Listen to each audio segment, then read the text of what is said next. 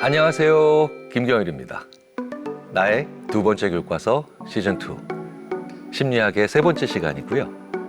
오늘의 주제는 스트레스와 외로움입니다. 제가 잘 아는 문화심리학자 한민 박사는 인간의 인생을 이렇게 표현하더라고요. 우리 인간은 스트레스로 힘들게 살아가다 결국 인생의 끝자락에서 외로움을 직면한다. 자, 이렇게 스트레스에서 시작해서 외로움으로 끝나는 게 우리의 인생이다라는 이야기를 심리학자들이 많이 하는데요. 왜 그럴까요? 사실 우리가 주위에 많은 사람들이 있을 때 겪는 것이 스트레스고 주위에 사람들이 많지 않을 때 느끼는 것이 외로움이기 때문이죠. 외로움은 만나고 싶은 사람을 못 만나는 고통이 외로움이잖아요. 그럼 스트레스는 뭘까요? 대부분 만나기 싫은 사람을 만나서 돌아버리는 고통이 스트레스죠. 그래서 지난 편에 다루었던 불안과 우울감은 우리 내면의 측면이 많이 만들어내는 그런 성향이 강한데, 이 스트레스와 외로움은 주위에 있는 사람들과의 관계 속에서 경험하는 그런 것으로 볼 수가 있을 것 같습니다.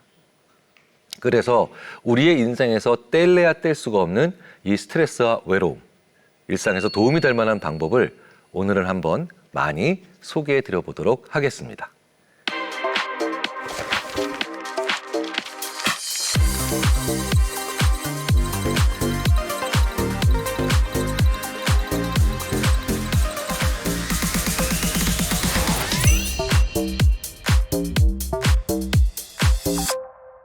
많은 문화심리학 연구에서 한국은 스트레스성 사회다.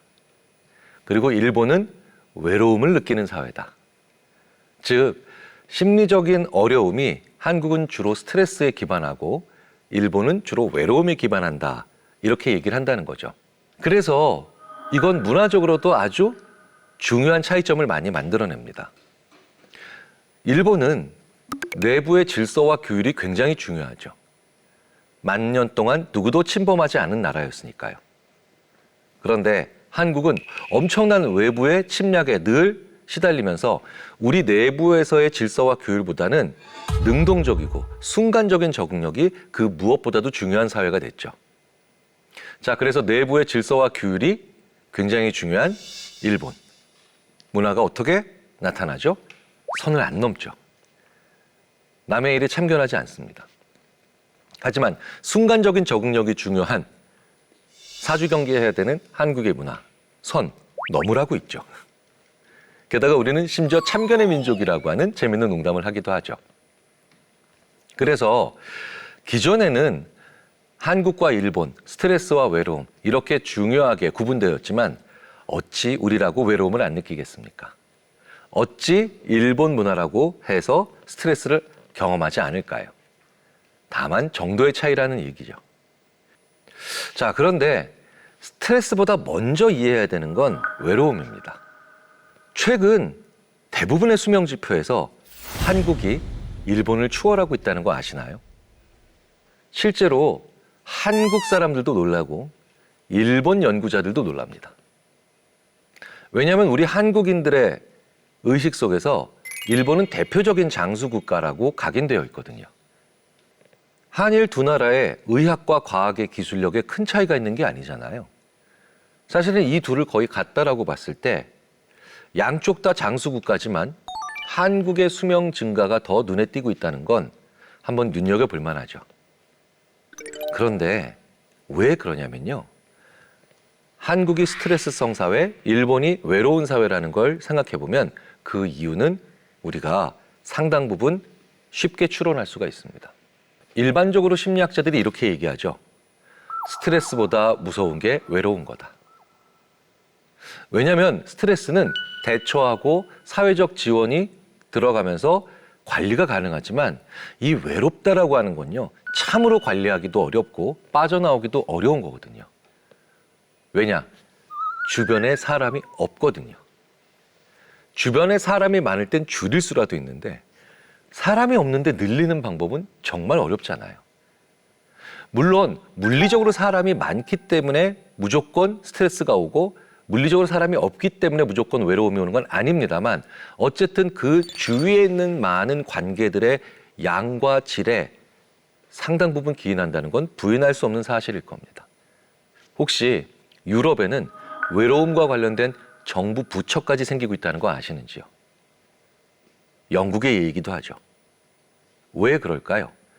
바로 외로운 사람들이 스트레스를 많이 겪는 사람들보다 더 일찍 사망하는 경우가 빈번하게 관찰되고 있고 이는 역학적으로 인과관계적으로 증명이 되고 있기 때문입니다. 그래서 저는 괴로운 것보단 외로운 게 더 나쁜 거야. 이런 얘기를 하기도 합니다.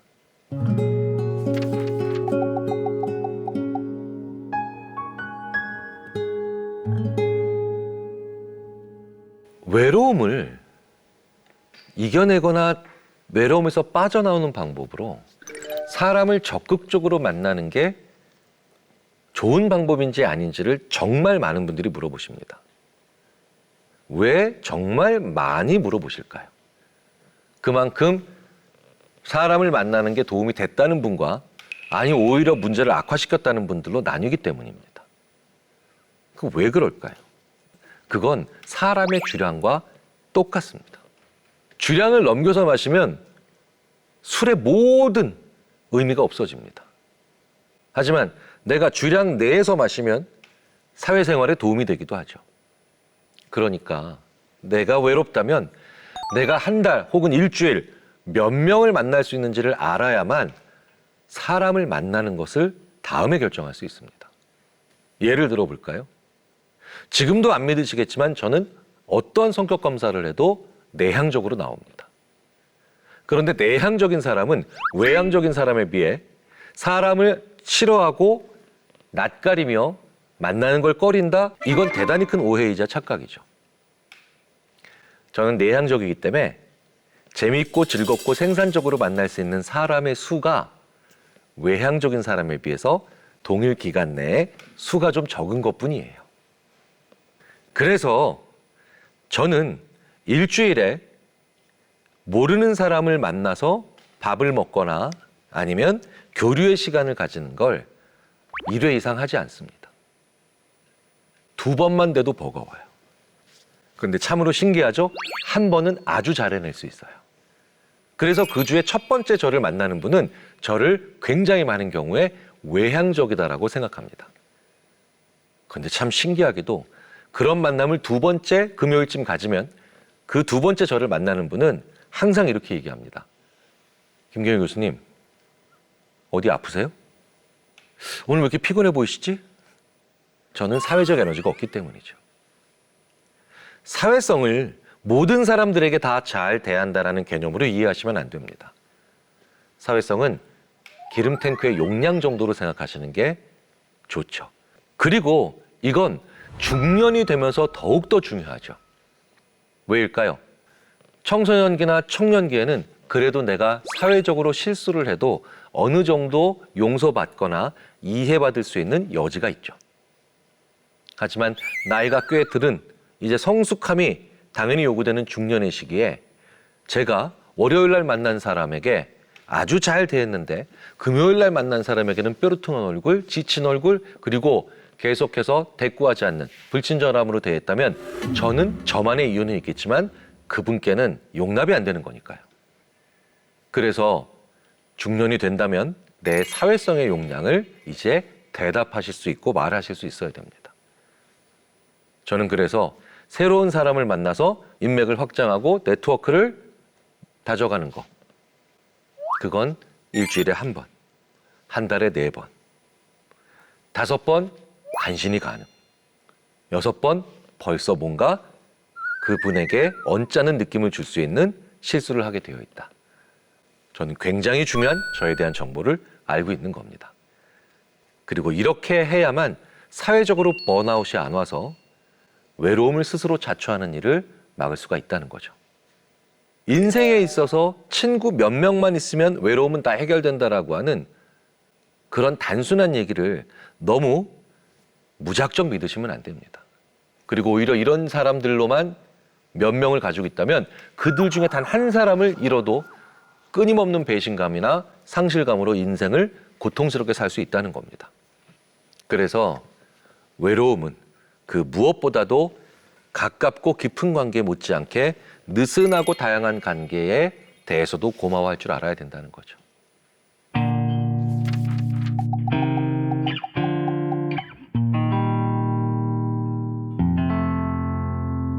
자, 그런데 굉장히 많은 분들이 외로움을 느끼면서도 그 외로움을 꼭 극복해야 하는 걸까요? 외로움을 즐기는 방향으로 적응하면 안 되나요? 이런 질문들을 하시죠. 사실 이런 질문들은 정말 많은 철학자들이 끊임없이 했던 스스로와 세상에 던졌던 질문입니다. 그 철학적 고민들의 대부분은 결국 외로움과 고독을 구분해야 하는 것이다 라고 하는 것으로 귀결되죠. 고독은요, 나 혼자만의 시간에 생각을 계속 진행시키는 거고요. 외로움은 나 혼자 버려져 아무 생각이 없고 생각이 즉 멈춰버린 상태라는 겁니다. 그래서 심리학자들은 외로움으로 고통받는다라고 표현하지만 고독은 즐긴다라고 하는 표현에 동의하죠. 그렇다면 고독을 즐긴다는 것, 어떤 뜻일까요?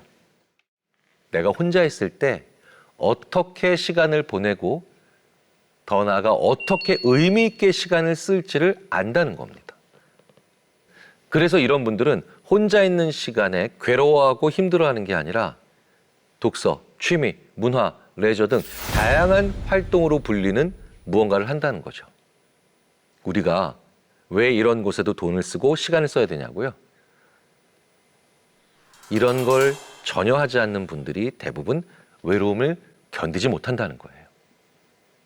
그래서 혼자 있는 시간을 의미 있게 보내지 못하면 문화심리학자 김정은 박사님의 말처럼 외로움에 견디다 못해 나쁜 관계로 도피하는 최고의 악순환이 벌어진다는 거죠. 그러면 나쁜 관계로 도피하면 어떻게 될까요? 당연히 싸우고 이용당하고 사람에 대해서 실망하죠. 그러면 다시 아무 관계없는 외로움으로 도피합니다. 정말 말 그대로 악순환이죠. 그렇다면 내가 이렇게 혼자 있는 시간을 의미 있게 만들 수 있다는 건 좀 더 구체적으로 생각해 볼 필요가 있겠죠. 왜냐하면 온갖 취미 생활을 다 해도 외로워서 정말 못 견디겠다라고 하는 분들도 많잖아요. 왜 그럴까요? 이런 사람들은 어떻게 해야 될까요? 많은 문화심리학자들이 한국 사람은 인정투쟁적 삶을 너무 강하게 가지고 있다. 이런 이야기를 많이 하죠. 인정투쟁. 청년 해겔 철학에서 나온 말인데요. 타인의 인정을 받아야만 자기의 정체성이나 주체성을 확인할 수 있다는 거예요. 더 쉽게 말씀드릴까요? 다른 사람이 뭔가 인정을 해줘야만 내 존재의 의미가 있다는 거예요. 물론 타인의 인정을 받는 건 굉장히 중요합니다. 하지만 내 주체성과 정체성, 즉 존재의 의미가 타인의 인정에 의해서만 이루어진다는 건 그건 완전히 다른 문제죠. 그런데 이렇게 인정받기 위해 투쟁하는 삶이 한국인의 삶에 많이 녹아있죠. 왜냐하면 한국인은 특히 남의 시선, 다른 사람들의 인정 이런 거 굉장히 중요하게 생각하니까요. 그래서 이 인정투쟁적 삶은 비율을 잘 조정해야 됩니다. 자, 그런데요. 이 인정투쟁이란 말이 너무 어려운 것 같아요. 라고 했더니 이 김정은 박사님은 훨씬 더 쉬운 말로 그러면서도 더 잘 이해가 되게 만들어 주시더라고요. 남의 감탄에 목매는 사회. 그리고 남의 감탄에 목매는 삶. 이렇게 쉬운 말로 바꾸니 해결책도 너무 잘 보이죠. 남의 감탄에 목매는 삶이 아닌 내가 나한테 감탄할 게 있는 삶. 즉, 취미 생활을 다 한다는 것 자체가 해결이 아니라 그 취미와 문화와 여가와 레저를 통해서 오로지 남들을 감탄시킬 목적과 과정을 밟고 있으면 마찬가지로 외로울 수밖에 없다는 거예요. 그렇다면 내가 나한테 언제 감탄할까요? 가장 중요한 건 성장할 때입니다. 그래서 투쟁적이고 경쟁적인 취미 생활이 아닌 내가 몰랐던 것을 알게 해주고 새로 성장할 수 있는 그런 취미 생활을 하셔야 된다는 거예요. 그게 가장 중요한 본질입니다. 마지막으로 외로움을 이기는 의외의 방법 하나를 말씀드리면서 마무리해 보겠습니다. 간단합니다. 바로 수면, 잘 주무시는 거예요. 저희 심리학자들이 지난 수십 년 동안 꽤 열심히 연구해왔던 주제가 하나 있습니다. 그게 바로 잠을 안 자면 외로울까? 외로운 사람이 잠을 못 잘까? 연구해보면 잘 안 자는 사람이 외로운 경우가 더 강합니다. 그래서 잘 주무셔야 외롭지 않을 수 있습니다. 제가 기회가 있을 때마다 우리가 얼마나 잠을 소중하고 중요하게 생각해야 되는지에 대한 이야기를 지금까지도 말씀드렸고 앞으로도 드릴 텐데요. 제대로 자는 건, 그리고 내가 어떻게 해야 잘 잔다는 걸 알 수 있는 건 굉장히 중요한 기술이자 역량입니다. 그저 누워서 잠이 안 와 라고 얘기하는 건 그저 책을 아무 생각 없이 쳐다보면서 머리에 안 들어와 라고 얘기하는 것만큼 무책임하다는 거죠. 그래서 잘 잘 수 있는데 많은 노력과 관심과 그리고 경험을 쌓으셔야 된다는 거. 다시 한번 강조드리고요. 그래서 우리가 외롭다라고 하는 느낌을 조금 더 마음이라는 차원에서 벗어나서 물리적이고 생리적인 차원에서 접근하실 필요가 있다. 다시 한번 말씀을 드립니다. 자, 그래서 스트레스와 외로움에 잘 대처한다라는 건 우리 인생에서 그 무엇보다도 중요하다고 말을 할 수가 있는데요. 정말 이런 얘기 나올 때마다 답답하시죠? 저도 그런 말을 해드릴 때마다 참 막막하고 죄송합니다. 어떤 말일까요? 바로 스트레스 받지 마. 우리는 스트레스 받지 마. 혹은 스스로에게도 스트레스 받지 말자. 이런 말을 하지만 아무 소용이 없는데 정말 들을 때도 답이 없고 하면서도 대책이 없는 얘기를 별로 본 적이 없습니다. 우리는 스트레스를 어떻게 생각해야 할까요? 스트레스에 대한 사전적 정의는 다양합니다만 기본적으로 내가 통제권을 상실했을 때 느끼는 부정적 감정들을 통칭하는 겁니다. 여기서 중요한 건 부정적인 감정이란 게 아닙니다. 통제권이 없다라는 것에 더 초점을 맞추셔야 돼요. 통제권이 있으면 꽤 힘든 일을 당해도 스트레스를 적게 느끼고요. 그리고 통제권을 거의 가지고 있지 않으면 나는 스트레스를 강하게 받는다는 거죠. 자, 통제권. 어떻게 이해를 해야 될까요? 제가 만약에 직장 생활을 하고 있는데 직장 상사가 저에게 스트레스 줍니다. 김경일 부장, 일 그거밖에 못하겠어? 그러다가 결국 회사에서 쫓겨날 수 있어? 심지어 인간적인 모멸감 느낄 만한 말을 하죠. 김경일 부장, 머리는 큰데 그 머릿속에 뭐가 들어간 거야? 저는 스트레스 받습니다. 자, 그런데요.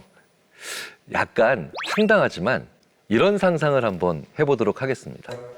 제가 제 책상으로 돌아가서 인형을 하나 꺼내서 박상무라고 쓰여 있고 압종을 하나 가져와서 이 박상무라는 인형을 압종을 한번 찌릅니다.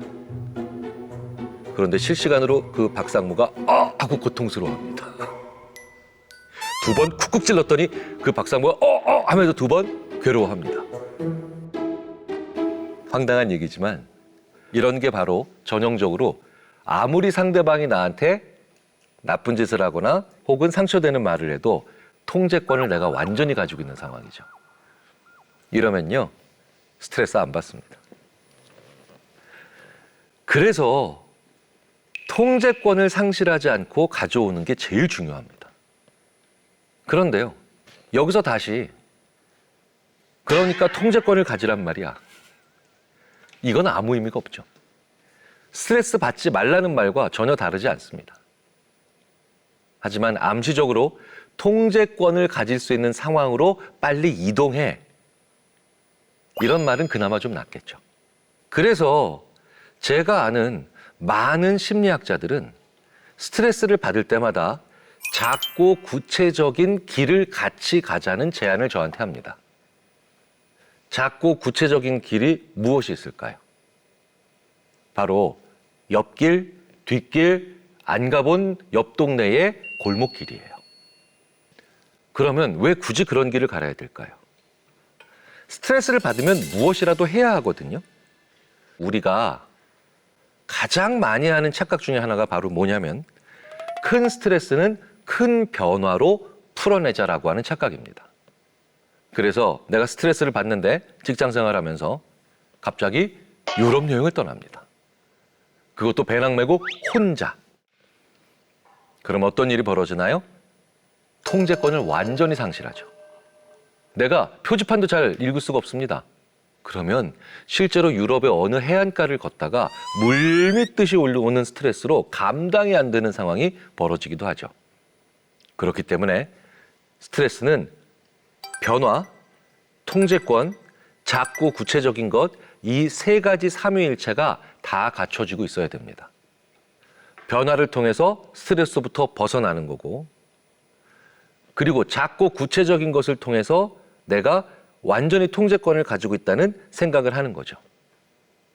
이런 이야기들의 근거에서 스트레스 푸는 법들을 각자 자기만의 방식을 가져보는 것, 의미가 있겠죠. 스트레스에 관련해서 가장 중요한 생각은 뭘까요? 만병통치는 없는 겁니다. 한 가지 방법으로 모든 것을 해결할 수 있는 건 없어요. 그래서 스트레스는 이게 어떤 유형의 스트레스일 때 나는 이런 방법으로 잘 빠져나오더라 라고 하는 자기만의 개인 데이터베이스, 더 쉽게 말씀드리자면 자기만의 노하우가 더 중요합니다.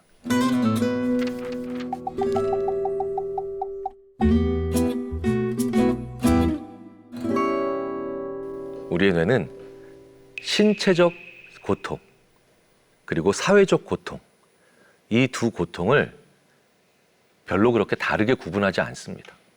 무슨 얘기냐고요? 엔테리어 싱귤레이트 콜텍스, 우리말로 전측 대상회 같은 물리적 상해로 인한 피 흘리고 뼈 부러졌을 때 느끼는 신체적 상해로 인한 고통을 느끼게 만드는 영역과 사회적 고통으로 인해 우리가 힘들어하는 영역이 마찬가지로 비슷하게 중첩된다는 뜻이에요.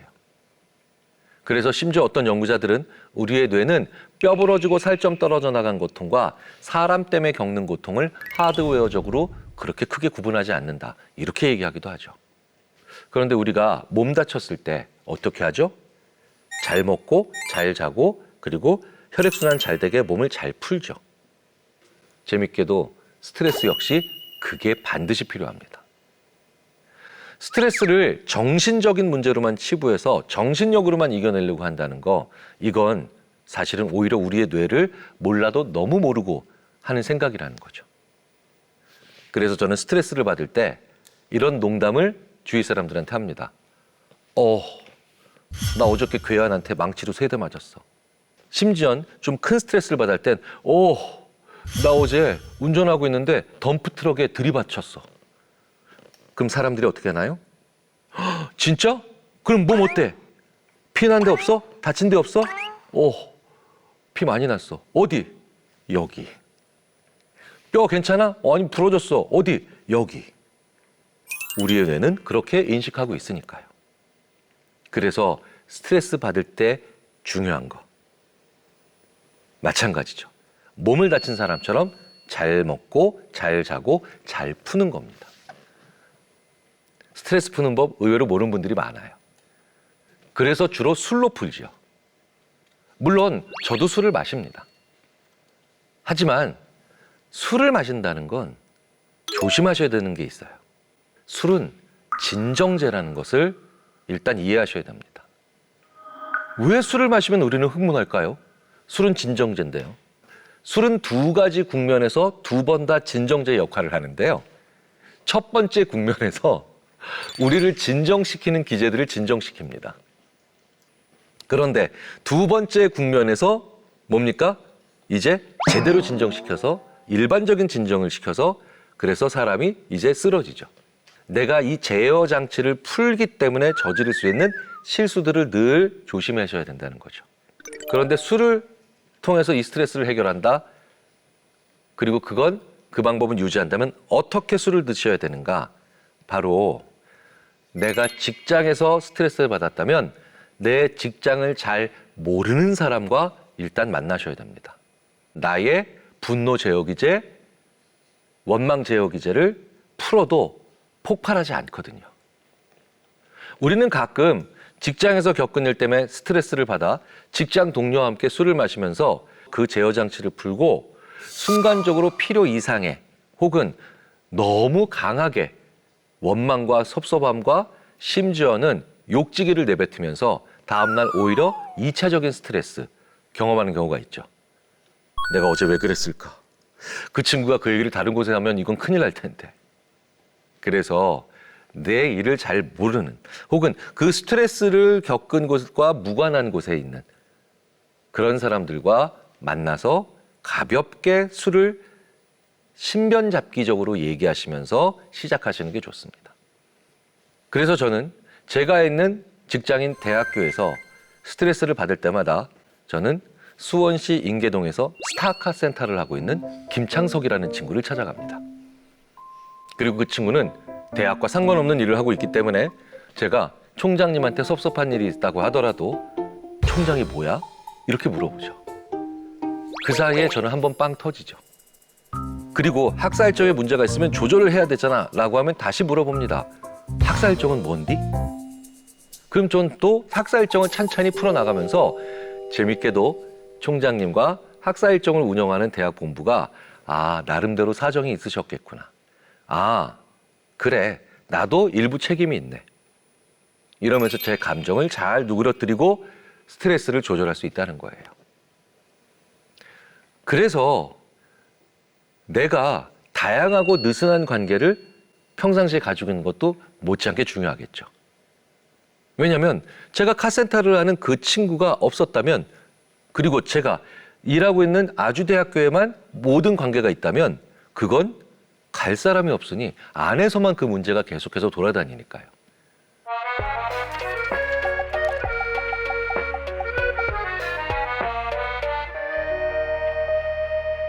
자, 그런데 우리가 더불어서 생각해 봐야 될 몇 가지 중요한 측면들이 있죠. 바로 우리 중에 상당수가 스트레스를 가장 만만한 사람한테 화풀이하면서 푸는 경우가 있다는 거예요. 그런데 이건 절대 하시면 안 됩니다. 그 유명한 설득의 심리학의 저자 로버트 치알디니를 비롯한 수많은 세계적인 심리학자들이 정말이지 살아가면서 조심해야 되는 것 중에 하나가 바로 내가 힘들고 어려울 때 내가 제일 주위에 있는 착한 사람을 골라 그 사람이 만만하다는 무의식적 착각을 통해 그 사람한테 풀고 화풀이하고 괴롭히는 실수를 저지른다. 우리가 만만하다고 하잖아요. 우리는 바보 같은 사람을 만만하다 그러죠. 하지만 꽤 많은 경우에 바보가 아니고 영리한데도 선한 사람을 만만하다고 착각하는, 결국은 본인이 바보 같은 생각을 하는 경우가 꽤 많습니다. 그래서 그 사람들에게 화내고 분풀이하는 경우가 있죠. 하지만 이건 꼭 고치셔야 하는 정말 나쁜 습관입니다. 왜 그럴까요? 내가 만만한 사람에게 스트레스를 주로 풀면 좋은 사람부터 나를 떠나기 때문이죠. 실제로 나쁜 사람들에게 둘러싸여 있는 많은 경우에 그 사람이 착한 사람을 골라 화냈기 때문이고요. 이건 소시오패스와 같이 정말 나쁜 사람에게 있어서도 마찬가지 현상입니다. 소시오패스는 어떤 사람에게 당할까요? 지보다 더 나쁜 소시오패스인 경우가 되게 많아요. 바로 자기 주위에 좋은 사람들이 다 떠났기 때문이죠. 그래서 이 나쁜 습관은 정말 고치셔야 됩니다. 마지막으로 스트레스를 풀 시간이 너무 없어요. 이런 분들에게 꼭 한마디 드리도록 하겠습니다. 그런데 화장실은 어떻게 가셨어요? 화장실 가실 정도의 시간만 있으면 스트레스는 완전히 해결은 못하더라도 뇌에 스트레스를 나는 풀고 있어라는 신호는 줄 수 있습니다. 다시 한번 마지막으로 말씀드리지만 스트레스는 큰 방법, 긴 시간으로 푸는 것이 결코 아니에요. 그래서 내가 시간이 얼마 있나 먼저 체크하시고 그 짧은 주어진 시간에 어떤 작은 방법으로 풀 수 있는지를 자주 고민하시고 계속해서 경험하시는 것이 가장 좋습니다. 저는 스트레스를 풀 수 있는 시간이 30분밖에 없다. 저는 칼국수 먹습니다. 왜냐고요? 저는 칼국수가 영혼을 맑게 하는 음식이에요. 왜 그럴까요? 이유를 모르겠습니다. 제 뇌가 칼국수를 먹을 때마다 무언가 이완감을 느끼고 있는 연합의 기억을 가지고 있기 때문이죠. 5분밖에 없습니다. 그렇다면 저는 무조건 제 신체를 주무릅니다. 1분밖에 없습니다. 심호흡을 최대한 5번에서 10번 정도 하죠. 그래서 저는 5분, 10분, 20분, 30분, 1시간 이렇게 저는 그 짧은 주어진 시간이 얼마인지를 판단하고 거기에 맞는 방법들을 동원하죠. 그러면 우리의 뇌가 이렇게 생각해요. 야, 김경일, 너 참 그래도 성의가 있다. 그래서 좋아, 나도 내가 할 수 있는 최선을 다할게. 스트레스에 자포자기하지 않을게. 자아와 그리고 뇌가 분리되지도 않고 그렇다고 서로 완전히 이별하지도 않는 최고의 협력적인 관계를 만들어 보시면 어떨까 싶습니다. 오늘은 우리가 느끼는 스트레스와 외로움에 대해서 얘기해 봤습니다. 오늘 제가 말씀드린 다양한 스트레스 해소법, 외로움을 다루는 또 다양한 방법들을 참고하셔서 여러분께 잘 맞는 방법을 찾아보시면 좋을 것 같고요. 특히 나는 어떤 사람을 만나면 스트레스를 받는가? 사람을 얼마만큼 만나야 외로움을 덜 느끼나? 이런 다양한 측면들을 잘 생각해 보시고 또 놓치지 않도록 메모하고 기록하시는 게 정말 좋을 것 같습니다. 그럼 다음 시간엔 여러분들께서 좋아하시는 성공에 가까워지는 심리학으로 찾아뵙겠습니다.